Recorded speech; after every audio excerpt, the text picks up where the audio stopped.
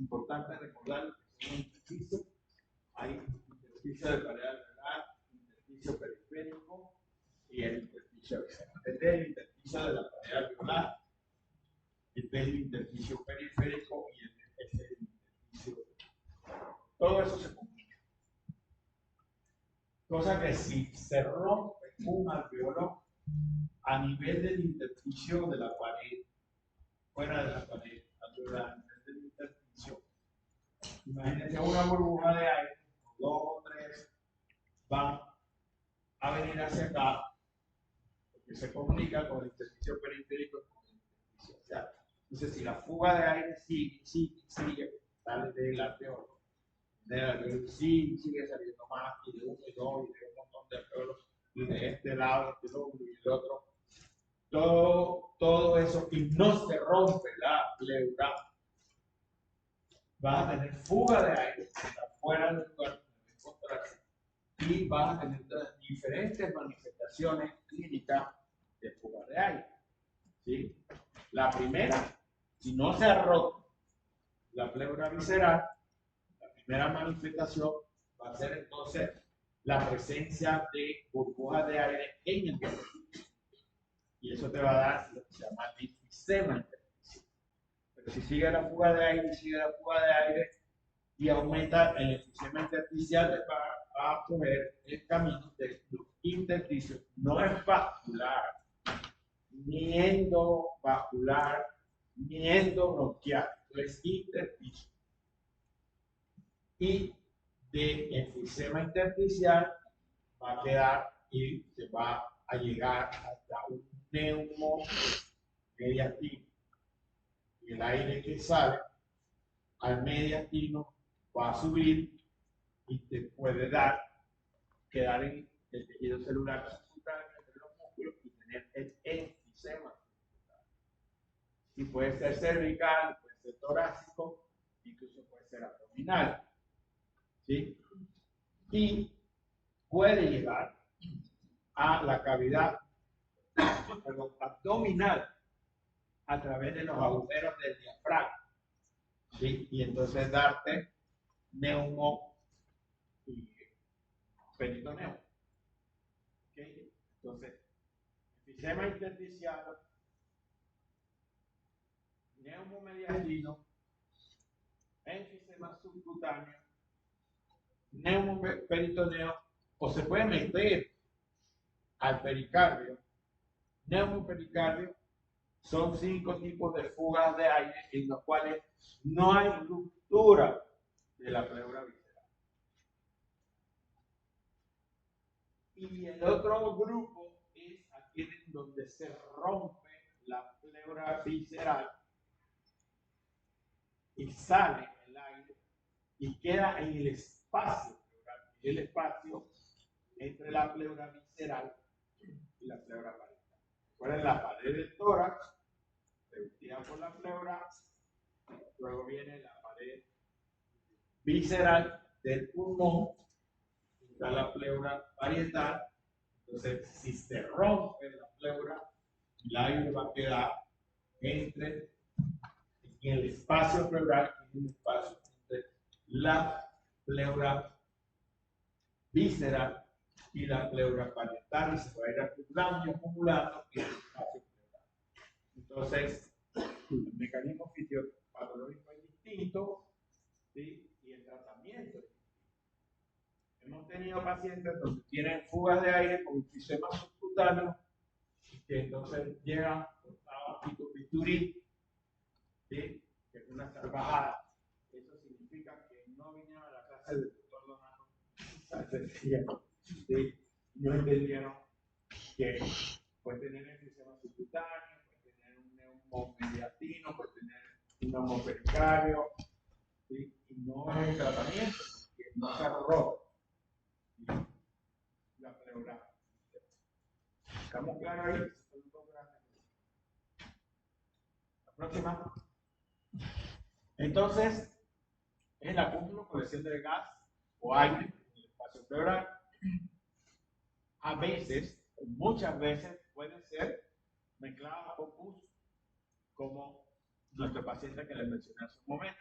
Cuando le hicieron su sello de agua, dieron un neumotor inmenso, salió un pus de allí, porque tiene un pío neumotórax, un hidroneumotórax, y como lo que salió fue pus, entonces se le llama pioneumotórax. ¿Okay? La frecuencia de presentación de las fugas de aire, incluso de los neumotórax en general, pues los recién nacidos pueden hacer de forma espontánea por los cambios de presiones, ¿sí? Cesárea o parto vaginal, un 1%, ya cada vez han mejorado esa parte ginecobstétrica, cada vez se ve menos, o un paciente que tenga un asma persistente grave, que aumenta su frecuencia, no se controla, porque su enfermedad es muy grave, o los pacientes que están en un aparato que apoye el sistema respiratorio y que dé presión o volumen, como lo es un ventilador, o que dé flujo, y aumenta la velocidad de presentación de los signos de fuga. Entonces, empezando a hablar de que hay ruptura de la pleura visceral, como la presión del alveolo es mayor, la presión que está dentro del alveolo es mayor que la presión en el espacio pleural entre las pleuras, y las pleuras están íntegras, no pasa nada, y no hay ruptura. Pero si algo perfora o algo daña, ¿sí? Entonces el aire va a ir en lugar de mayor presión del alveolo, donde tiene mayor presión, hacia el espacio pleural y se va a empezar a acumular en el espacio pleural, produciendo un colapso y aumentando la presencia del aire en el espacio. Entonces, usualmente puede ser porque se rompió el alveolo, como vieron en la diapositiva anterior, o puede ser por un daño de la pared torácica. ¿Okay? Entonces, esto explica por qué el aire va del alveolo hacia el espacio pleural, no al revés. La presión, la patología, o lo fisiológico, y cómo lo fisiopatológico, o cómo se va alterando la parte del fisio, ¿no? ¿Entonces quedó claro? Seguimos. Entonces, los neumotórax los podemos clasificar, o hay, digamos, 2 o 3 grandes clasificaciones más frecuentemente utilizadas. Si el aire fluye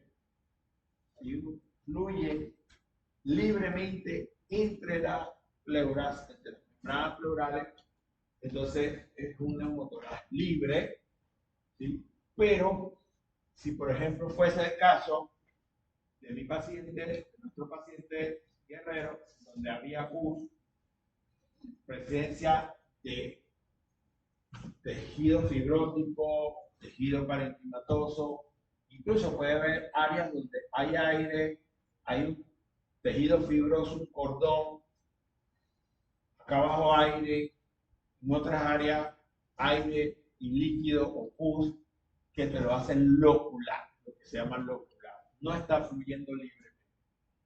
De repente introduces un tubo pleural y nada más vas a drenar ese lugar, pero como arriba de donde está el tubo hay un tabique fibroso, el aire que está arriba no drena.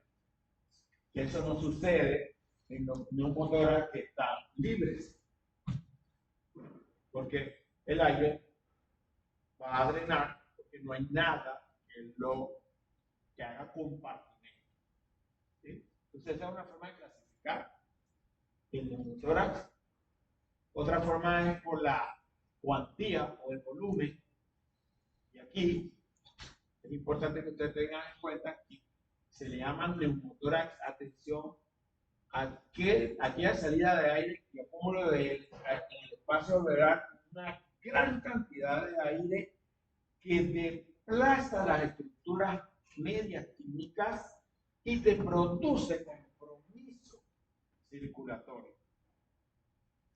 Entonces, como el pacientito que venía súper grave, que si no hace algo, fallece por los cambios cardiorrespiratorios que va a tener el paciente.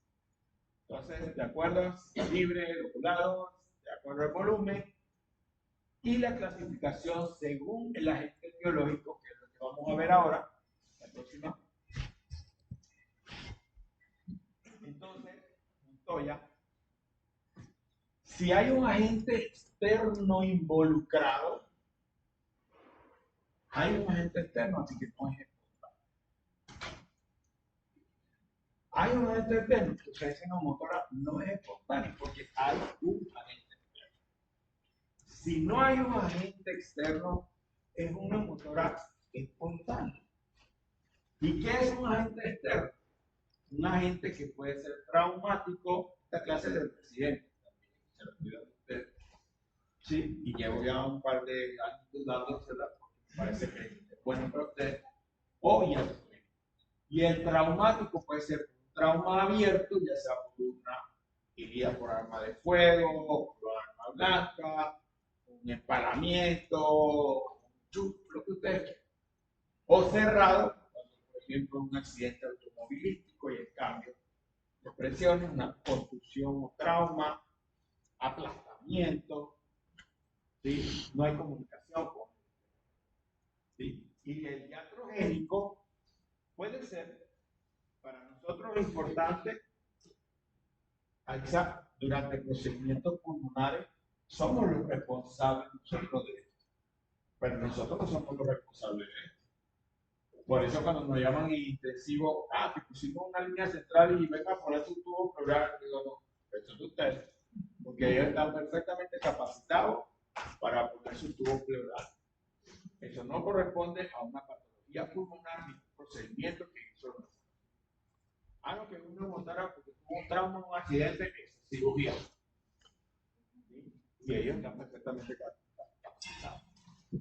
Que si le tuvimos una sonda nasogástrica o traqueológica a 2 días y no pueden, intentaron así un paciente.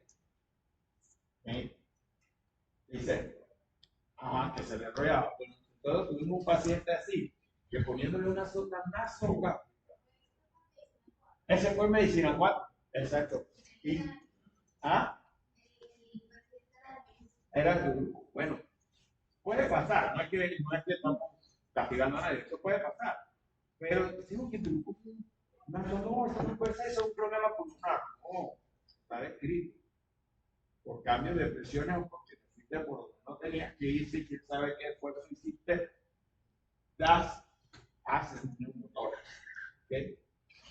O en una resucitación cardiopulmonar violenta que muchas veces dicen, si no fracturaste costillas, que no fue efectiva. Y ya vimos que fracturas costales pueden romper el parénquima y perforar la pleura sin producir eso. O los pacientes que estaban en ventilación mecánica o alguna otra apoyo, el sistema de apoyo, el sistema respiratorio, las cánulas de alto flujo que usamos demasiado para mi gusto. La próxima. Y bueno, la espontánea, que ya no hay una causa externa, traumática ni iatrogénica. Y nosotros lo podemos llamar primario o secundario si hay una patología pulmonar, broncopulmonar, o simplemente no hay una patología broncopulmonar como la que se ve en primario, como la que se ve en un neonato, en síndrome de aspiración de meconio, o en un neonato que convulsione, o un niño más grande que tenga convulsiones y puede por cambio de presión.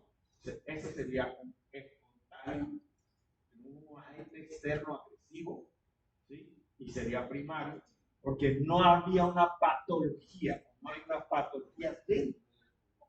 Pero si hay una patología broncopulmonar, como un asma, como una fibrosis, como una enfermedad intersticial, como una idiocitosis X, etcétera, etcétera, etcétera, entonces ya sí sería una motora espontánea secundaria, porque es secundario a la patología. ¿Quedó claro eso? ¿Por qué eso es importante?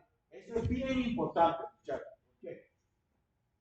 Porque te puedes volver perderte en saber cuál es la causa y no tener la explicación si no buscamos y no nos vamos a la clasificación. Y eso puede volver a pasar. El neumotórax puede ser recurrente, puede ser recidivante y no vamos a ofrecer un buen tratamiento. Pero si tenemos claro esta clasificación, esto pasó por esto, esto va a volver a pasar, como por ejemplo en los neumotórax por los pacientes con la menstruación, de ahí están las mujeres, las niñas o las mujeres en cada menstruación, y si le tomaran una placa, que cada vez que menstrua, se agitan o tienen dificultad respiratoria, a veces pasa desapercibido. Se llama endometriosis con neumotórax catameniana. ¿Sí? Y tuvimos un caso así, bien bonito en el hospital, que llegaba con esos neumotórax y alguien le preguntó buscando esto, ¿y cuándo es que te pasé? ¿No? Tuvo una asociación con su periodo menstrual de la niña. Se investigó, se buscó, ginecología vio la endometriosis, se empezó a tratar y tanto. La próxima. Entonces, las manifestaciones clínicas del neumotórax dependerán de ese volumen de aire que ha salido, de ese compromiso del parénquima pulmonar, su reserva pulmonar, de la edad del niño, porque no es lo mismo tener una neumotórax de tensión en mi persona que en un bebé de 3 meses, como guerrero, ¿sí? Y de qué tan rápido se gustaba. ¿Sí? Recuerden que el neumotórax, atención, es una urgencia. Y recuerden también que puede haber neumotórax y puede ser pequeño. Y un paciente está por ahí, feliz de la vida. Eso se ve mucho en los pacientes que tienen un hábitus longilíneo, alto, delgado, ¿sí? Con antecedentes malfanos, síndrome de Ehlers-Danlos, y ellos hacen por cambios de presiones neumotórax pequeño y vienen a tu consulta por algo y toman una placa y una neumotórax y el paciente ni cuenta se había dado una neumotórax asintomática. Pero nosotros cuando estamos examinando a los pacientes que vienen con pértidos, que vienen con deformidades torácicas, con escoliosis, que son altos, largos, o sea, características fenotípicas, de que puede haber un marfan, puede haber alguna colágenopatía, tenemos que verlo, buscarlo en la radiografía, cuando le vamos a hacer pirografía. ¿Sí? Y como les dije, pues el paciente, esta frecuencia de patología va a aumentar en los pacientes que reciben un apoyo al sistema respiratorio, que lo necesita por algo, ya sea con una ventilación mandatoria intermitente por presión por volumen, o los pacientes que requieren una calma de alto flujo. La próxima. La sinología pulmonar clásica, pues, ¿cómo sería la entrada y la salida de aire en un paciente con neumotórax si fuera un neumotórax derecho?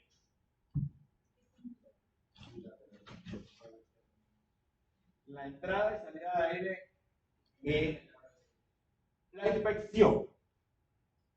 Vamos a empezar con la inspección. Inspección. Neumotórax derecho. No oigo, no.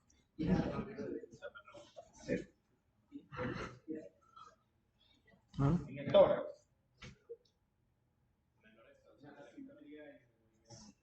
Hay una simetría torácica. Dice, bueno, mi tórax será más elevado que el otro. ¿Cuál va a estar más elevado? No, el que tiene el neumotórax va a estar abombado y el otro no. Inspección. La expulsión de movimiento en ese lado también va a ser menor. Se mueve más al izquierdo porque hay salida de aire. Palpación.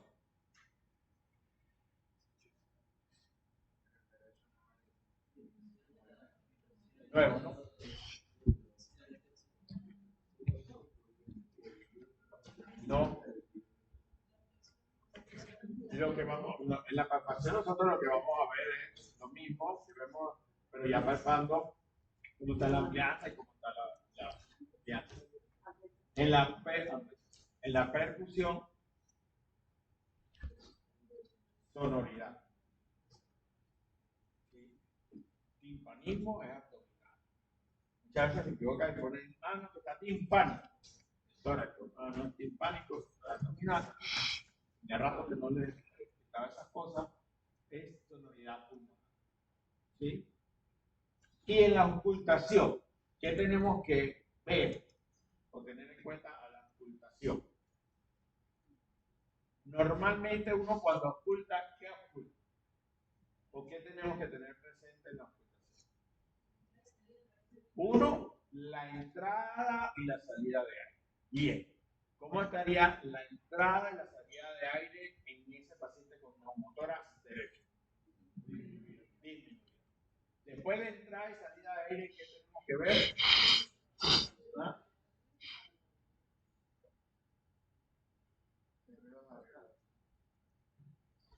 ¿Notoria?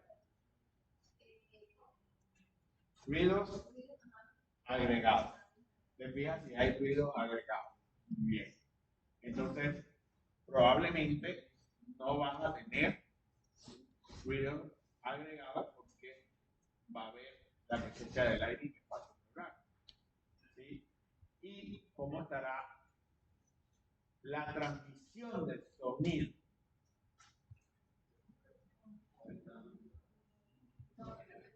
El sonido se transmite mejor en sólido, después y de último en aire. Entonces, no podría estar aumentado. Muy bien. Esa es la idea. Ya uno queda con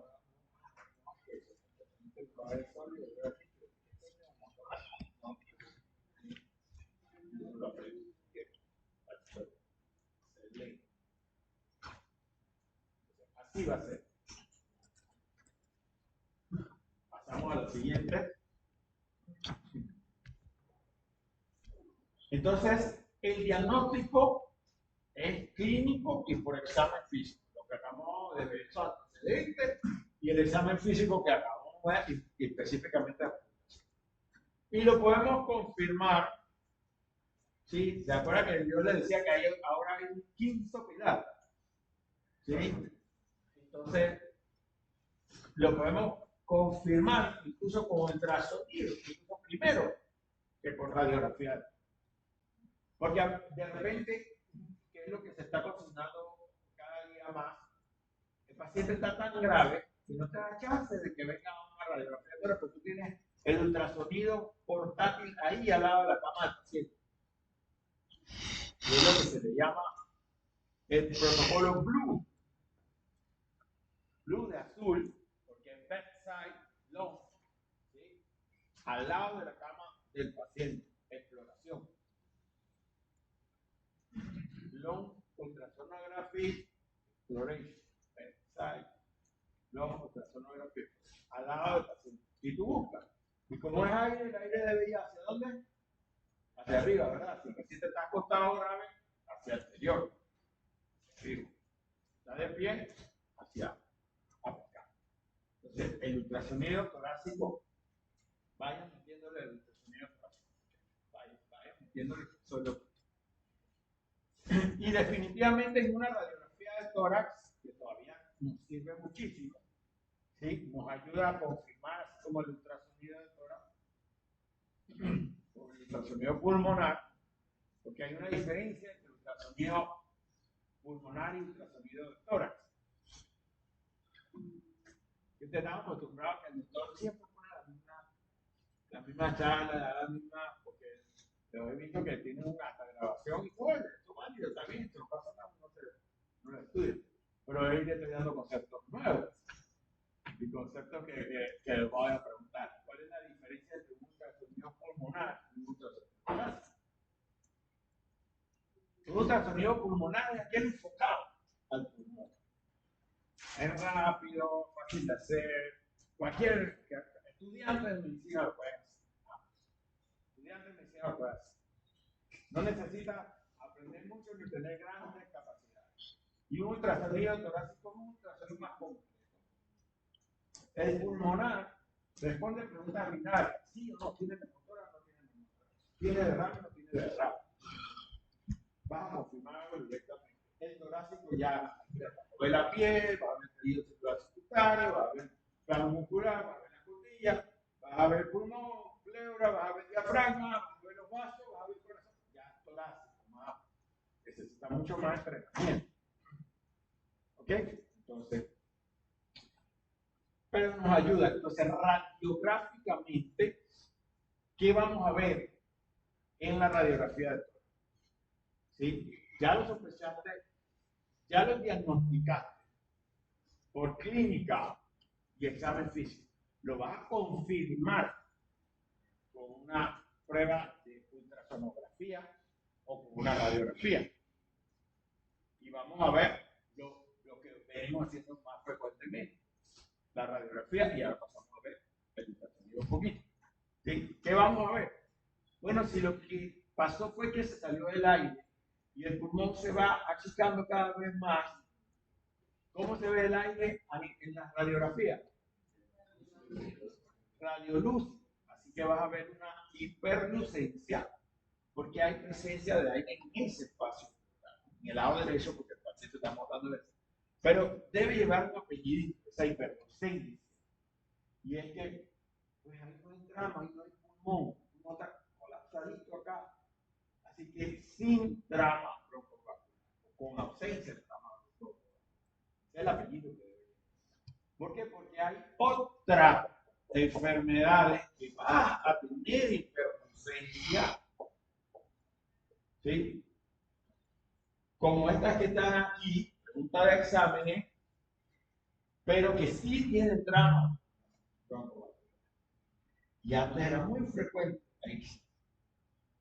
Entonces tenemos una neumotórax que no cede en neonatología.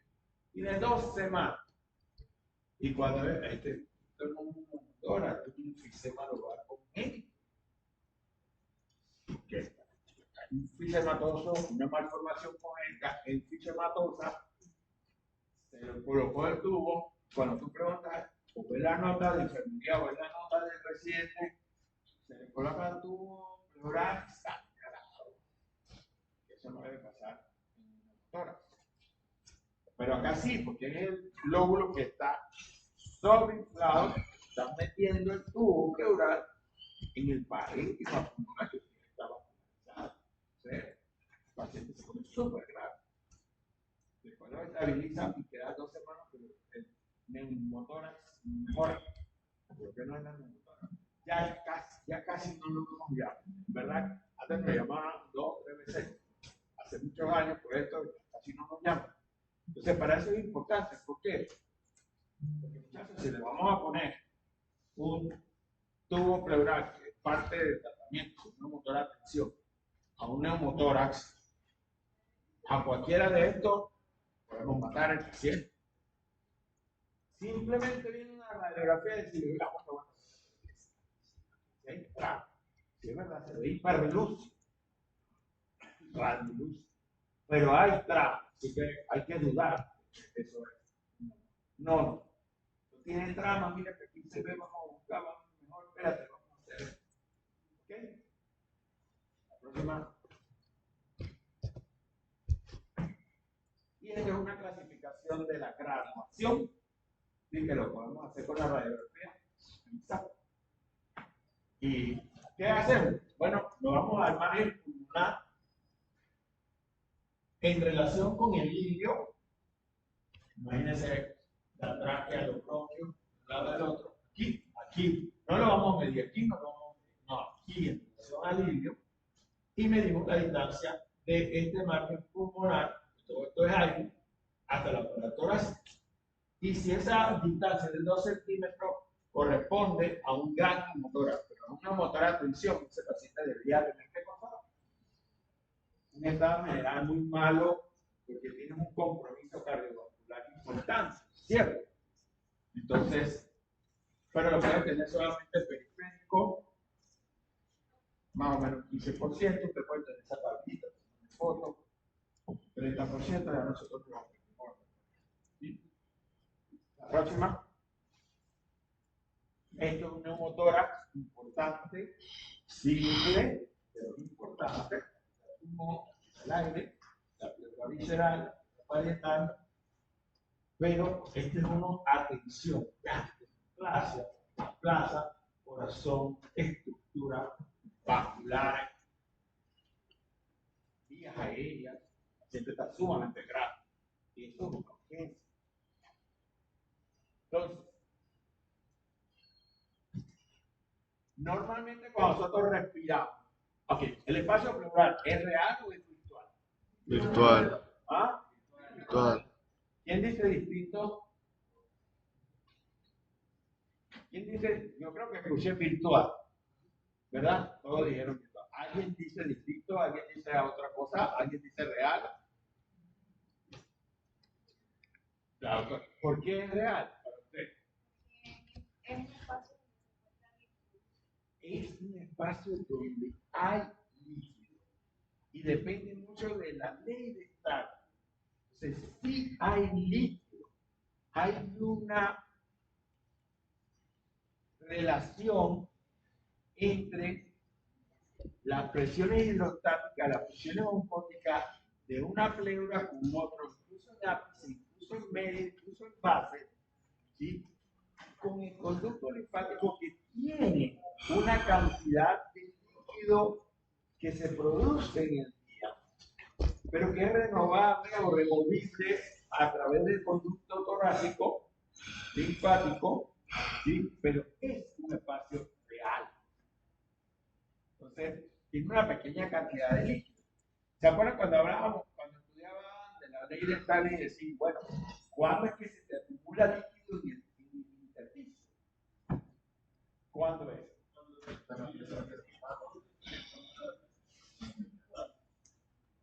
Ok, puede ser cuando aumente la presión hidrostática, puede ser cuando disminuye la presión osmótica, pero sobre todo cuando sobrepasa la capacidad fisiológica de tu conducto linfático de drenar ese líquido.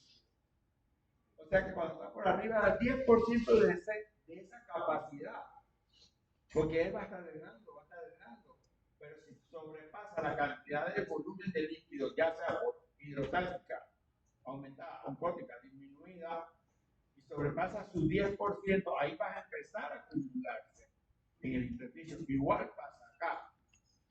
Pero mientras no, va a fluir y va a ir al conductor, a la vía venosa, a la sangre, ¿sí? Va a drenar por el conducto torácico. Entonces, es un espacio real, pero chiquito, ¿no? Chiquito, pero un espacio real. ¿Y qué va a pasar con las pleuras? Normalmente con la respiración, ¿qué debe pasar? Hay un deslizamiento de la pleura visceral con la pleura.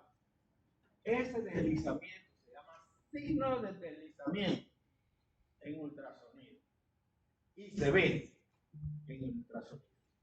Indica que las pleuras están movilizándose, ¿sí? O desplazándose, la pleura visceral en la pleura parietal. Y eso se ve en el ultrasonido en el modo B, en el modo usual o el prevalente, y se confirma en el modo N. La próxima, creo que no me quedó muy bonito, se quedó ahí. Dale clic aquí para ver. Esto es el signo del deslizamiento.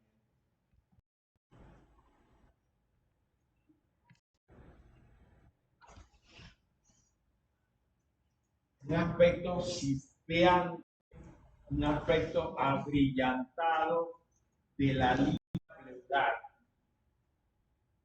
que tiene que ver con el movimiento respiratorio. Indica que hay deslizamiento de una pleura con otra. Entonces, si yo veo eso, hay neumotórax. No hay neumotórax. Entonces, mira, el doctor es mira que me costó mi truco. Pero no soy muy tecnológico. En B, ¿qué es este? Ay, ¿Qué es este? Esto no se lo va a preguntar, más o menos tengo una idea. Este es un traductor lineal, lo que puede haber con eso, hay varios traductores, se lo voy a preguntar, muchachos. Esto es piel, montoya, esto es tejido celular subcutáneo. Esto es el plano muscular, donde están los músculos pectorales, donde hemos ubicado, y los intercostales. Esto es costilla, ¿sí? Esto es costilla. Lo que está para acá es hacia arriba y lo que está para acá es hacia abajo. Y sabemos que esta es la costilla porque tiene lo que se llama sombra acústica posterior. Pero yo le preguntaba a ustedes que se habían dado otro sonido y me dijeron que sí. Entonces, costilla, sombra acústica posterior, ¿sí? Acá, esto es costilla, sombra acústica posterior, ¿ok? Y más o menos a 0.5 o a 1 centímetro por debajo de la línea está la línea pleural, de la línea intercostal o de la costilla está la línea pleural, que es la que se ve, ¿sí?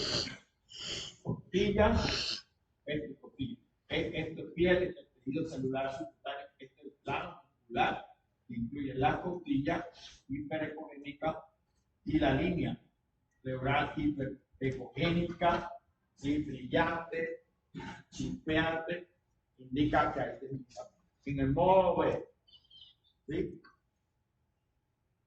Significa que se están desplazando. En el modo M, se traduce por el signo de las olas del mar. Ola del mar, la orilla y arena de la playa. Entonces, significa que en el modo B hay signo de deslizamiento que lo confirmamos con el signo de la orilla de la playa o la orilla del mar en el modo M.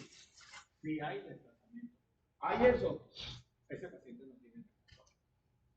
Pero en el paciente con neumotórax, ¿sí? Y que hay separación de la pleura, hay ausencia del signo del deslizamiento. Pero el problema aquí se complica un poquito porque no es la única patología en la cual desaparece el deslizamiento. Porque si las pleuras están pegadas, tampoco van a deslizar. Como cuando hacemos pleurodesis química, algunos pacientes necesitamos pleurodesis, entonces eso no se va a deslizar. Pero ahí no están separadas. No se desliza, dice, no se desliza, es neumotórax, ¿verdad? Puede ser que están pegadas. O, ¿qué les dije? Que el signo de deslizamiento tiene que ver con si respiro, se mueve. Pero a lo mejor hago apnea y no se desliza. ¿Será que el paciente está en apnea?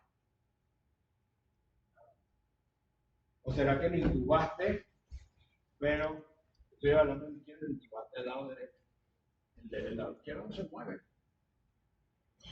Por eso, el signo del deslizamiento se busca en el modo B, se busca en el modo M, ¿sí?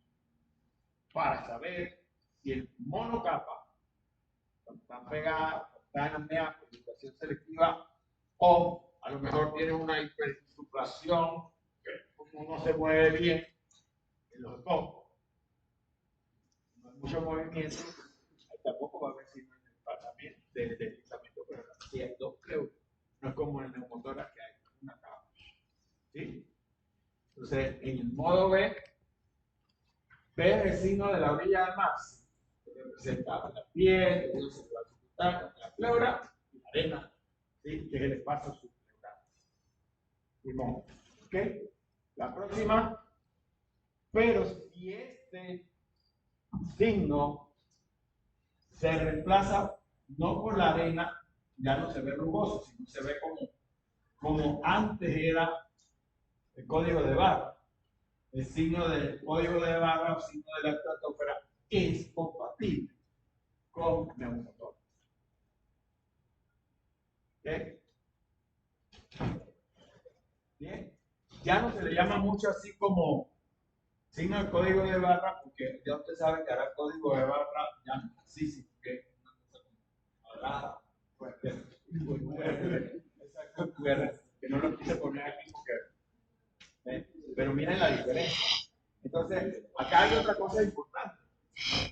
¿Sí? Estas líneas verticales que se ven aquí ya no es respiración, ¿sí?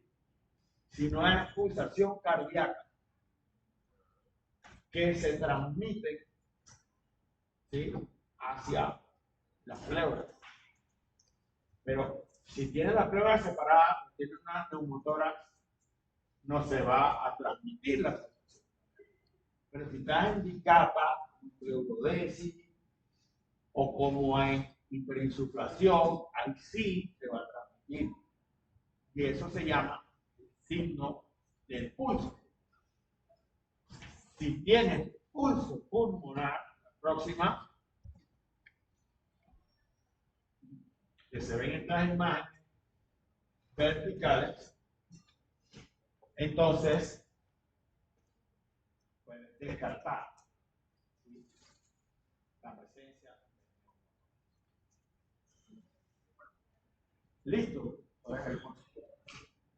En el modo N, estas líneas verticales, que no te puse el video, ¿sí?, pero se va a ver todo esto que te estoy haciendo. Todo esto que te... Sí, porque la idea no es jugarte una clase de ultrasonido, ¿sí? ¿Okay? La diferencia entre el latido cardíaco y el pulmonar, porque ustedes lo saben, uno respira a tanto por minuto, pero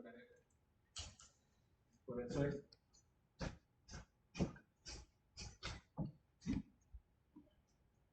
Próxima.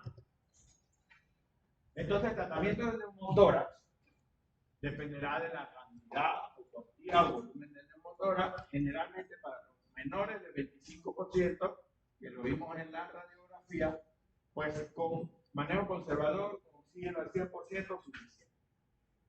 Nada está pinchando, porque aquí no hay enfisema subcutáneo ni nada, pero si fuera como nuestro niño, que tiene una neumotórax de tensión, mientras le vamos a colocar un tubo pleural, podemos hacer una medida salvadora para los pacientes que tienen más de 20-25%. ¿Sí? Él tenía una neumotórax de tensión. Y eso es en el segundo o tercer espacio intercostal, línea clavicular media, una aguja que va conectada a un base con agua y ves el bulbo.